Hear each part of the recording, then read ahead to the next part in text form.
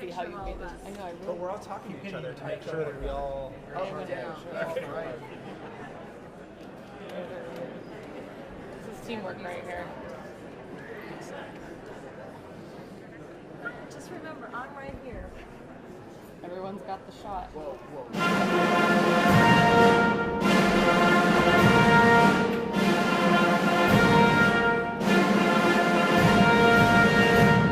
Distinguished guests, the President of the United States, accompanied by the Vice President of the United States, Birmingham, Alabama Mayor Randall Woodfin, and Sari Kaufman.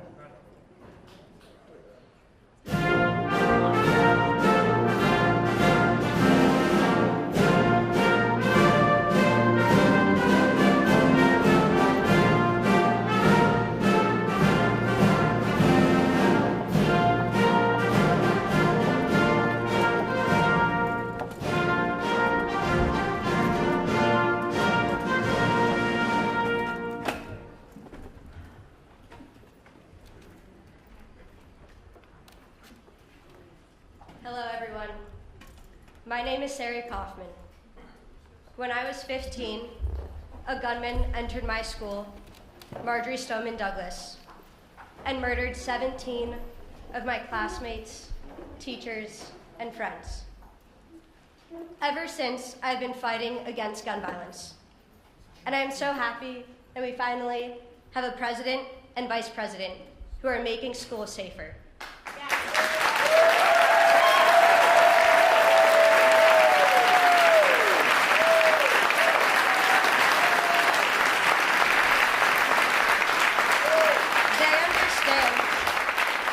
They understand that gun violence and the fear of gun violence impacts every community. School shooting drills are adding to this fear and anxiety. While we must be prepared, we should not be traumatizing students.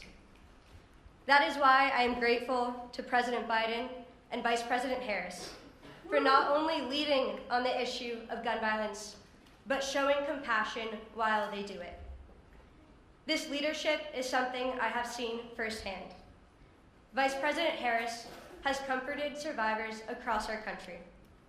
She has walked the halls of my school in Parkland alongside the families of the victims.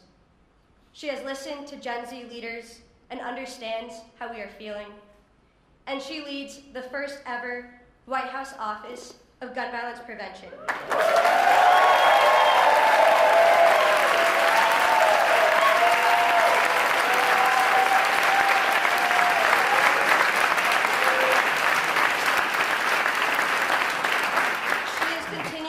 Life's work fighting for the safety of all of our communities.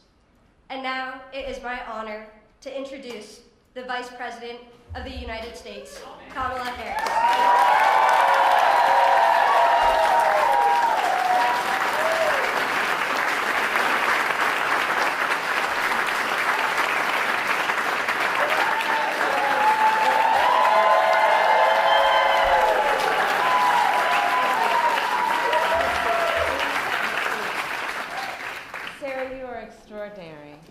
You are right. I have been traveling our country for many years, meeting with extraordinary heroes, and you are really an extraordinary leader. And when I look at you, I know the future of our country is bright.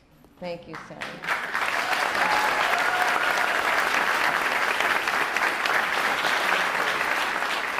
And to all the leaders here, survivors, family members, loved ones, thank you all for the work that you do and the voice that you carry for so many who are not in this room right now, but deserve to be seen, deserve to be known, deserve to be heard.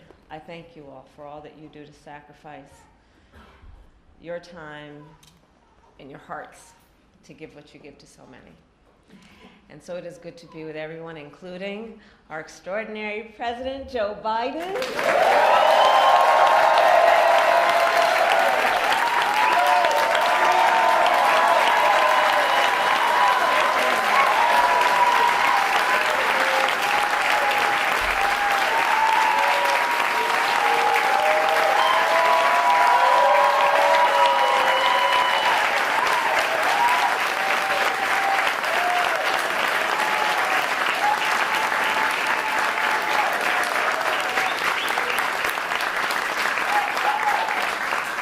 And you know, I have the great blessing and fortune to work alongside our president. And wherever we are together, whether the cameras are in the room or not, he cares about the American people. He loves the American people. And he, in his leadership, so much of his leadership is always about fighting for the dignity of all people and understanding the pain that many might experience and what we must do as leaders to alleviate that pain. And I thank you, Mr. President, for all that you are.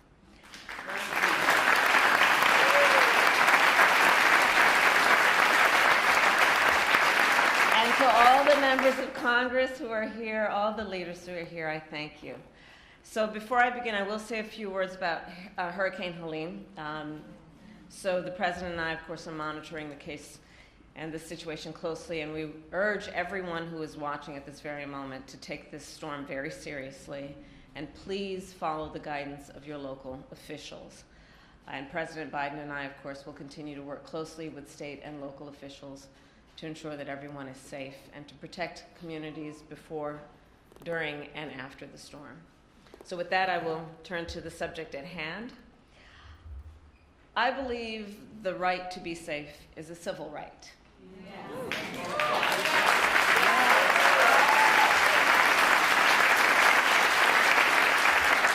And that the people of America have a right, then, to live, work, worship, and learn without fear of violence, including gun violence. And yet, our nation is experiencing an epidemic of gun violence. I'm telling a bunch of leaders who know. Today, 1 in 5 Americans has a family member that was killed by gun violence. Gun violence is now the #1 cause of the death of children in America. Not car accidents, not cancer, gun violence. The #1 cause of death for the children of America. And this is the result of many, many issues, including mass shootings and school shootings that are too frequently occurring in our nation. And it is, of course, the result of everyday gun violence, which occurs in cities and neighborhoods and towns across our nation. And we know that the prevalence of this violence causes trauma that is far too often undiagnosed and untreated. Which means that the effect of it is from that moment and lingers for a lifetime if we don't take seriously what are the seen and visible and unseen injuries that result from this violence. Over the years, I've held the hands of far too many mothers and fathers to try and comfort them after their child was killed by gun violence. And let us all agree, it does not have to be this way. We know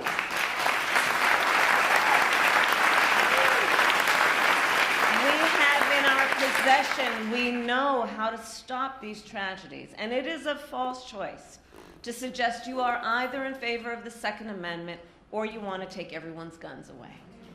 I am in favor of the Second Amendment, and I believe we need to reinstate the assault weapons ban.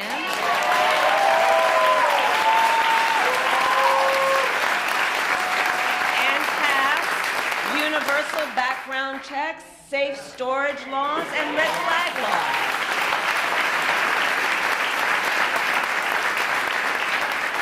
When we took office, we promised to take on the crisis of gun violence. And we passed, under the president's leadership, the first major gun safety law in nearly 30 years, a bipartisan law, which includes an historic investment to address the trauma caused by gun violence. We are hiring 14,000 new mental health counselors in public schools across our nation. We need to hire more.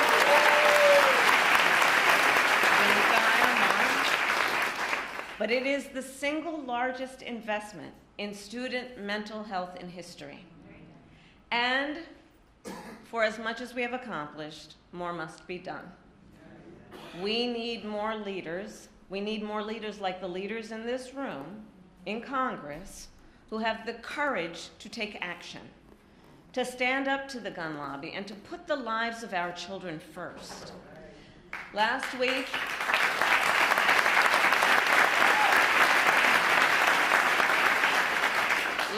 I met with a young leader. Her name is Natalie. She's a 15-year-old student at Appalachia High School and a survivor of gun violence. When we met, Natalie was still wearing bandages, and she is extraordinarily brave.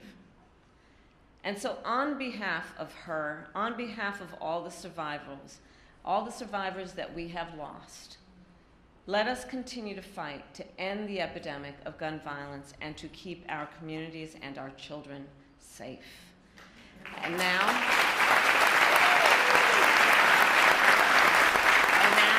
it is my great honor to introduce a leader and a friend who understands the urgency of this crisis. He is a mayor who knows firsthand what it is like to lose a loved one to gun violence and to see his community shaken by tragedy.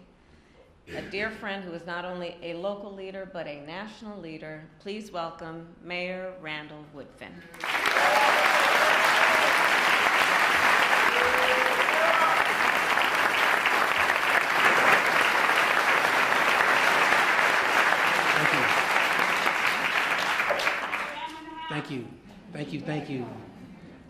Thank you, everyone, and thank you for the introduction, Madam Vice President. As stated, my name is Randall Woodfin. I am honored to serve as mayor of the city of Birmingham, Alabama. I want you all to know that I am not here representing myself. I am here representing the 200,000 residents I serve. Gun violence. Gun violence is what I would say, very personal to me. Because I know the scream of a mother when her child is killed. I know that because I heard it from the voice of my own mother when my brother was killed by gun violence.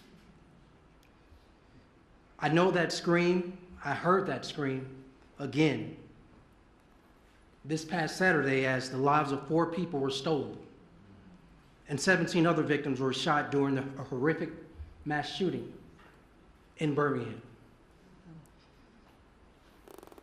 Saving lives. Saving lives should not be partisan. That's right. Saving lives should not be Democrat or a Republican thing.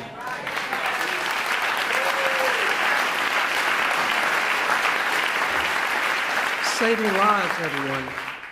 Saving lives shouldn't even be political. Saving lives is the most American thing we can do together.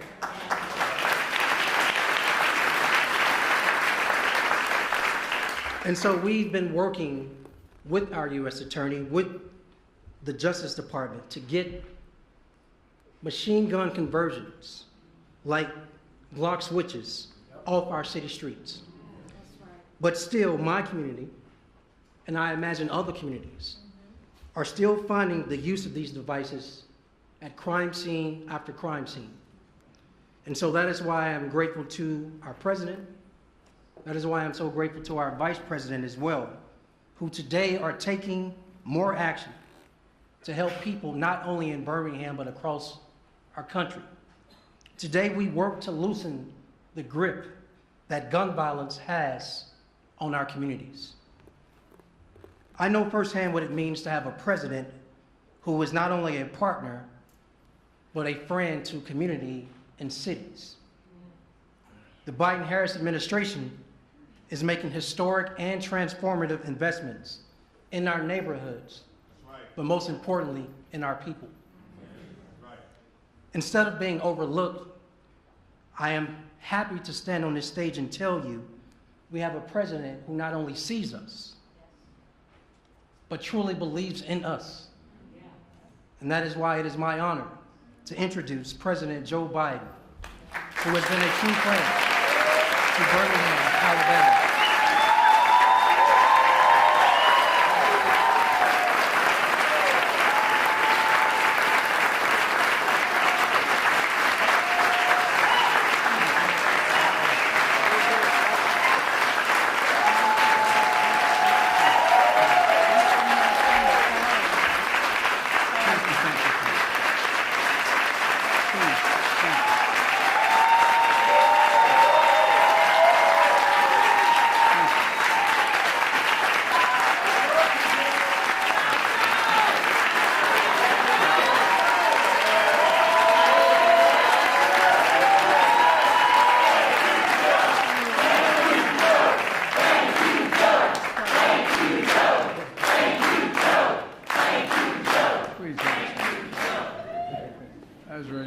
Hello. Thank you. Lord Woodfin, thank you for your introduction. And quite frankly, for your extraordinary leadership in Birmingham. You know, through your love for your brother, helping ensure that he and all victims of gun violence have not died in vain. May I ask a question? How many of you in this audience have lost someone in the family to gun violence? I know from experience of other losses that this is bittersweet.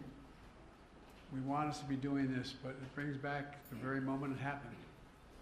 No matter how long since it's occurred, you're here and you remember.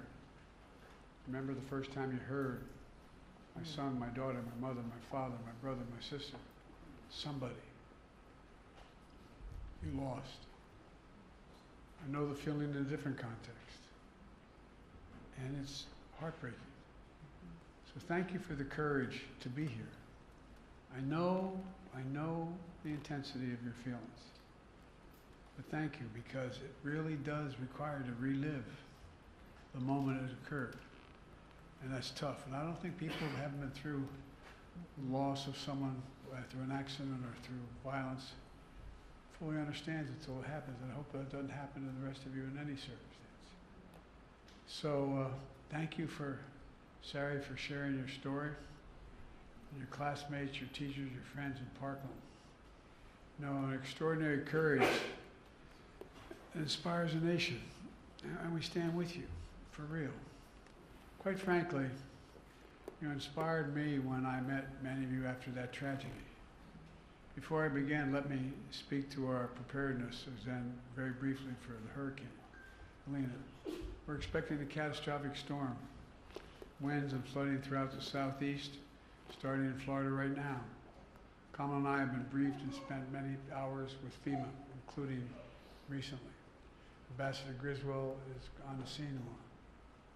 I've directed FEMA to work with the state partners to take proactive measures to ensure the communities in Florida, Georgia, North Carolina, Alabama, Tennessee, South Carolina, and other states have the support and resources they need.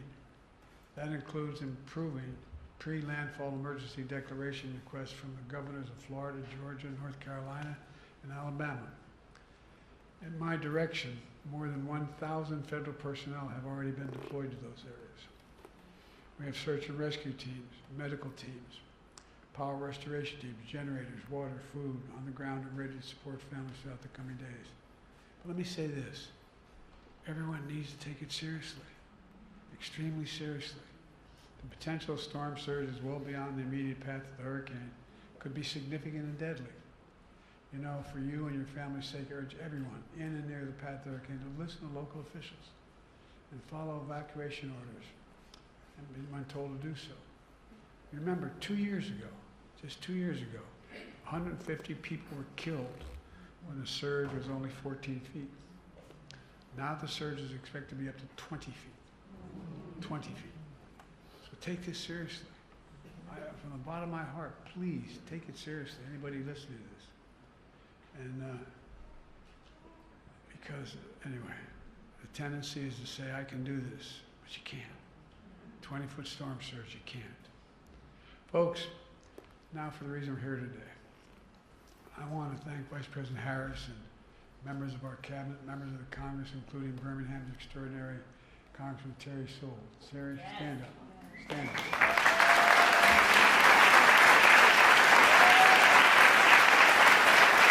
I want to thank Congressman Mike Thompson. Mike, stand up.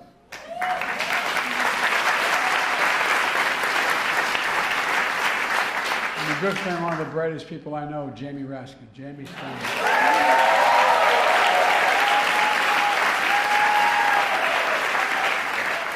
Congressman Maxwell Frost, who started by organizing opposition to gun violence, is now the youngest member of Congress.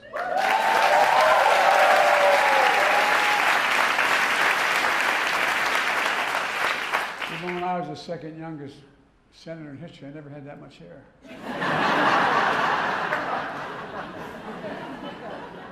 And Representative Lucy Macbeth, whose son Jordan was killed by gun.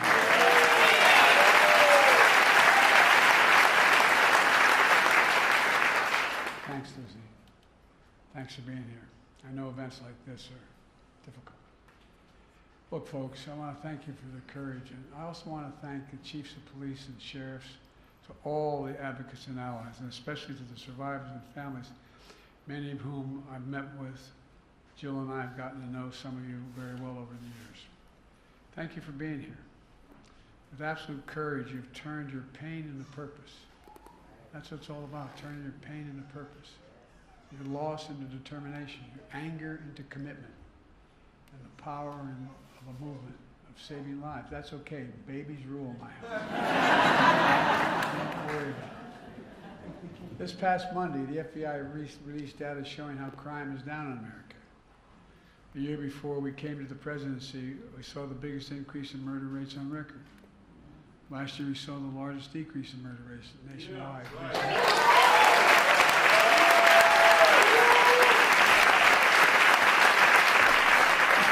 Thanks to guys like you wearing those uniforms.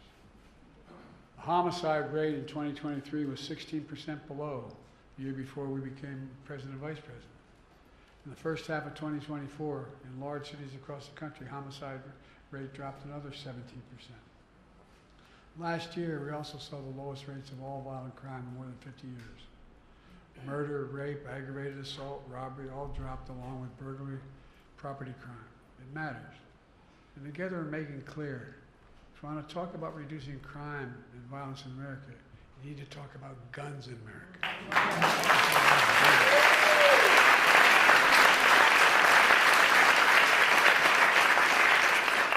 You just heard Kamala cite the statistics all Americans should be ashamed of. Guns are the number one, hard to believe, are the number one killer of children in America, more than any other cause. Accidents, more than any other cause. It's almost unbelievable to think it's sick. Last year, after another school shooting, my predecessor said, like some members of Congress say, just get over it. I'm going to be very blunt. Secretary Vance of Ohio has called these shootings facts of life. Who the hell do these people think they are?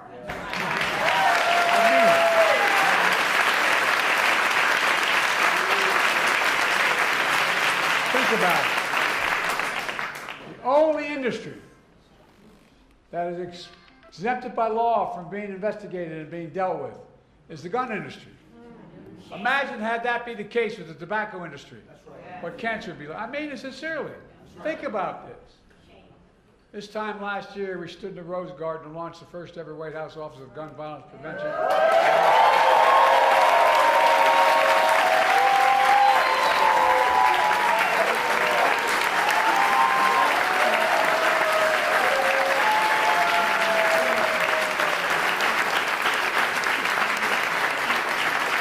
Look around the room, I see survivors, like our former magnificent congresswoman, who's always out there fighting. Thank you, guys.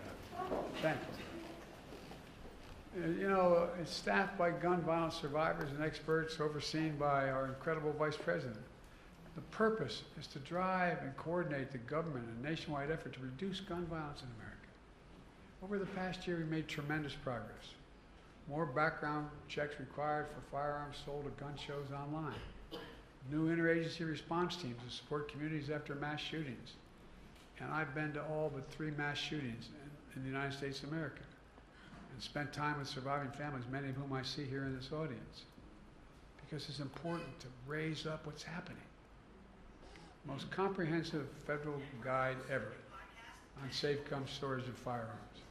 First ever Surgeon General's advisory declaring gun violence to be a public health crisis.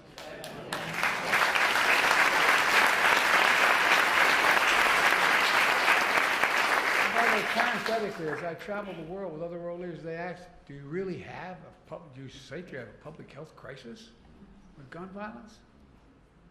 Well, today I'm proud to announce a new executive order. That's going to do 2 additional things.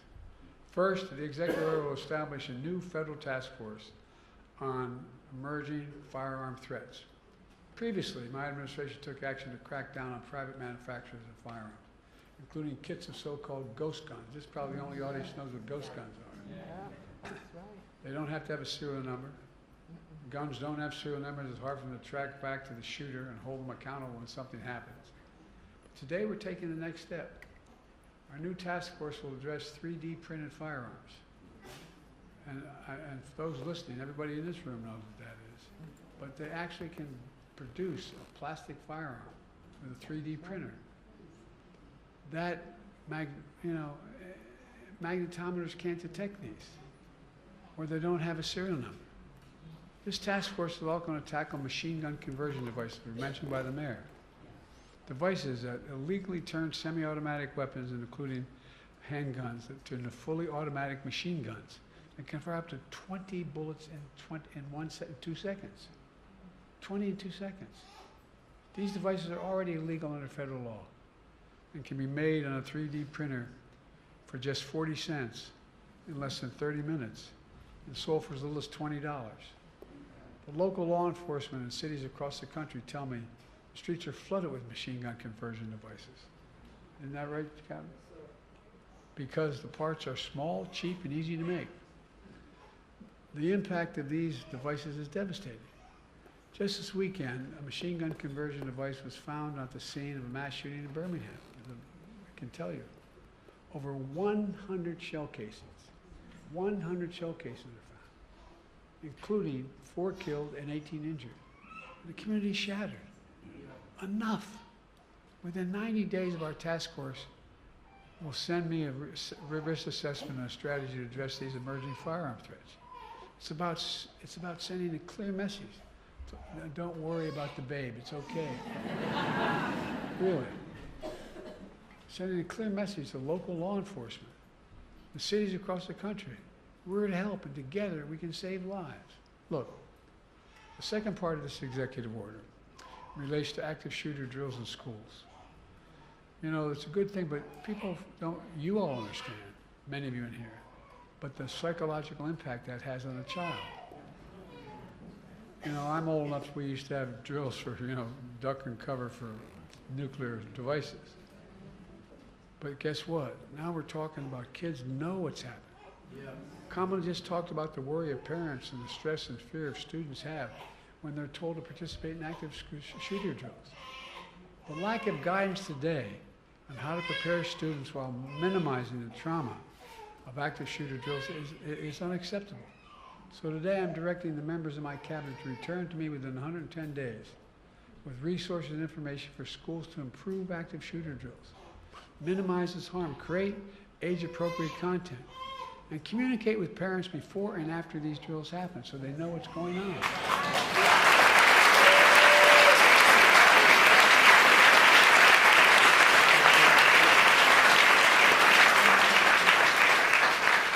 We just have to do better, and we can do better. But that's not all. Today, my administration is also announcing a whole series of new actions to address gun violence. We're releasing a new tool with resources to help schools communicate with parents about safety of storing firearms in their homes. And by the way,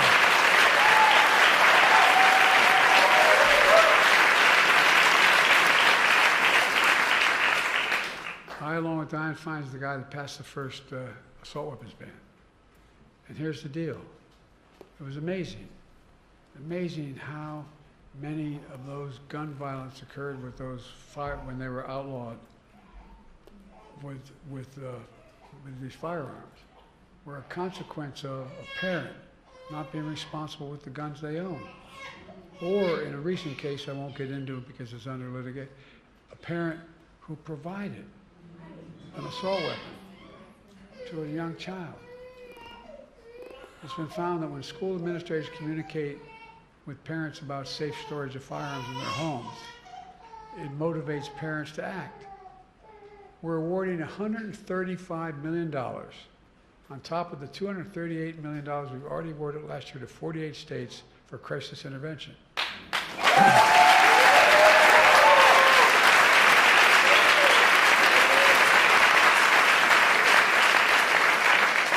Including tools like red flag laws. I'm going to say, be very personal here. My son was Attorney General, is the first state in the nation to institute that statewide. Temporarily removing firearms from those who are a danger to themselves and others. Yes. Right. Well, it's important. We're awarding an additional $85 million to 30 community violence intervention programs on top of the $200 million we've already invested in these programs.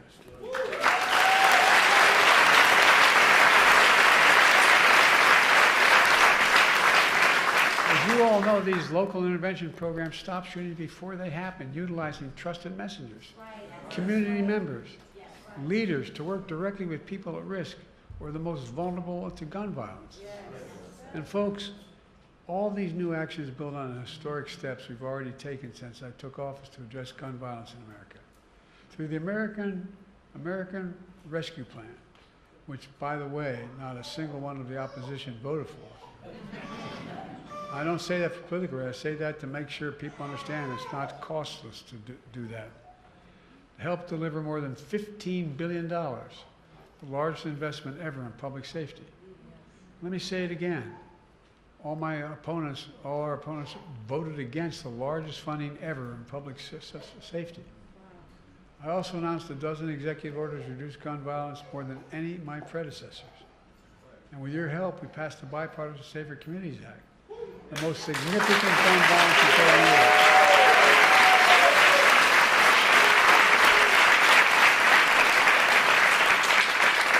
And so many things because we had a first-rate prosecutor who had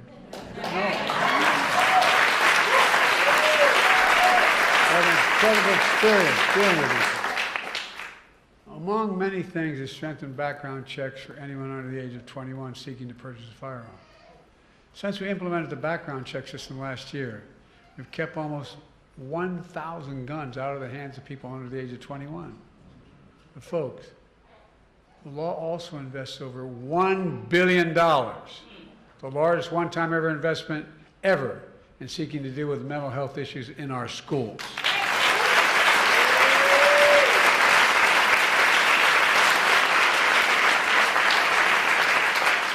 Helping them deal with the grief and trauma of gun violence and other traumatic experiences. We spent a lot of time, didn't we, with those kids? Afraid to go back to school. Not an unusual thing to be concerned about if you sat there and the kid sitting next to you and your desk gets shot and killed. My former Senate Deputy Chief of Staff is here with me today, Roger Harrison, sitting in the back there. He founded an organization that does outreach programs for middle and high school students dealing with mental health issues. And many others around the country doing similar things. We still have more to do. But the steps we've taken so far in reducing gun violence and saving lives are real. But we have to keep going. There's so much more we have to do. I think it's time to reinstate the assault weapons ban and high-capacity magazines.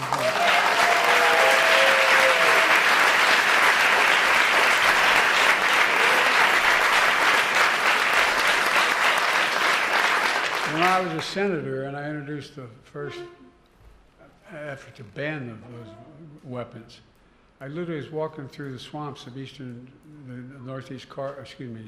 in southern Delaware, down in the area where the swamps and ridges are. There was a guy fishing, and he looked at me and he said, "Biden, what the hell are you going to take my gun for? What, you take my assault weapon?" He was fishing. And I said, true story. And I said, "You need that?" He said, "Yeah." I said, "You must be one hell of a lousy shot." And I don't see a lot of deer running around here wearing Kevlar vests. He said, "Well, that's not, why do you have it?" "Well, I hunt." "You hunt like hell." Look, it's time we establish universal background checks. Universal. And required safe storage of firearms. I mean it. Start holding parents accountable for being negligent. By the way, if you pulled up here wherever you parked and left your key in your car, and a student steals the car and gets in an accident, you are held responsible. Why in the hell would not that be the case if you left a gun case open? I mean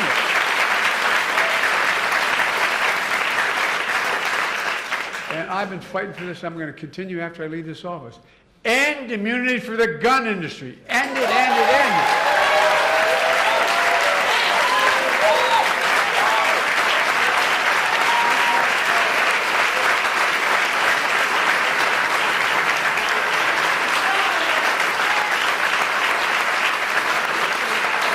Folks,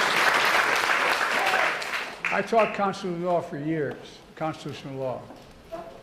Never was the Second Amendment meant to be absolute. Back when it was passed, you could not own a cannon. No, I'm not joking. People like the liberty of America is just water with the blood of patriots. Like hell. I'm serious. Think about it. Think about it. It was never absolute. Never, never, never, never. It's time we increase funding for the Bureau of Alcohol, Tobacco, Firearms, and Explosives.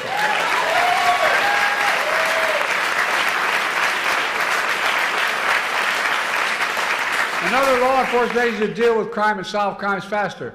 We get a lot of heat from the other guy. She got a lot of heat from the other guy talking about we're not helping. We're the ones funding cops. We're the ones funding these things. It's time to increase funding to help victims of crime and support community groups helping and hurting people hurting from gun violence. I really mean.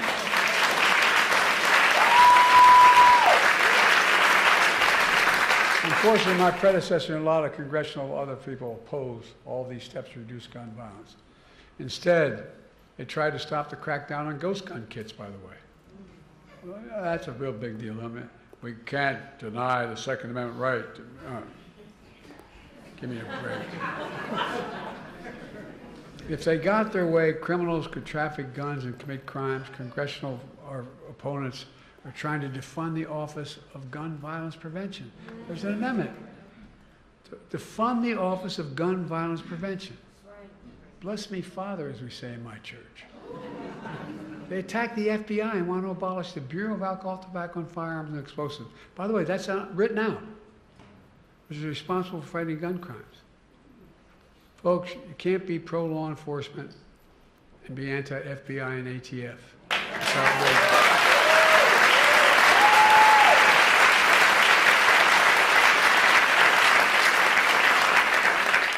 Well, that's why we're here today, and why this is so important. We need your help in fighting and standing up to the gun lobby, gun manufacturers, the politicians who oppose common sense gun legislation.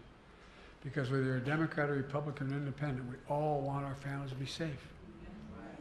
We drop families off at the house of worship, or a child at a mall, or a movie theater, or a school. We don't have to worry about whether that's the last time we'll see them. I mean, think about it. Think about it.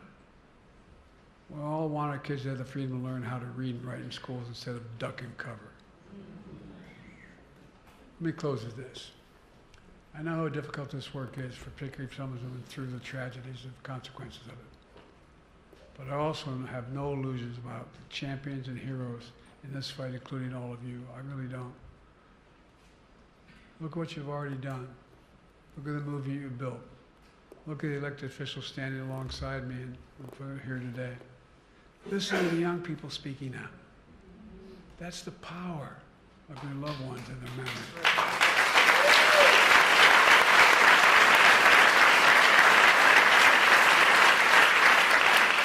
And that's the power of this movement. It's the power of America. We just have to keep going and have faith in who we are. Ladies and gentlemen, we're the United States of America. There is nothing beyond our capacity. Nothing, nothing, nothing. I mean that. I swear to God, I know I look like I'm only 40, but I'm 100 years old. I've been around a long time. I really mean it. There's nothing beyond our capacity. We're the only nation in the world, as a student official, I can tell you, that's come out of every crisis stronger than when we went in. That's right. And we got to come out stronger now. Now I'm going to sign this executive order. Thank you. Thank you.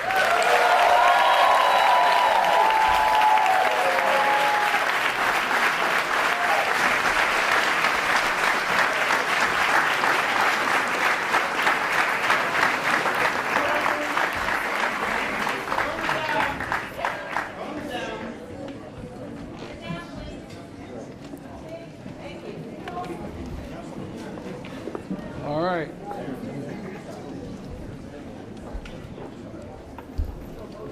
What I'm about to sign is combating emerging firearms threats and improving school-based active shooter drills. Never thought I'd have to sign something like this, but we do. We thank you.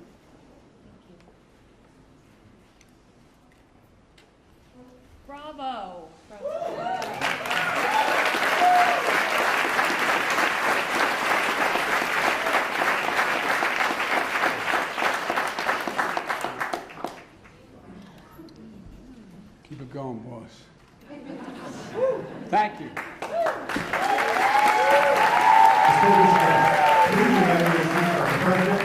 President of Vice. Thank you. All right. By the way.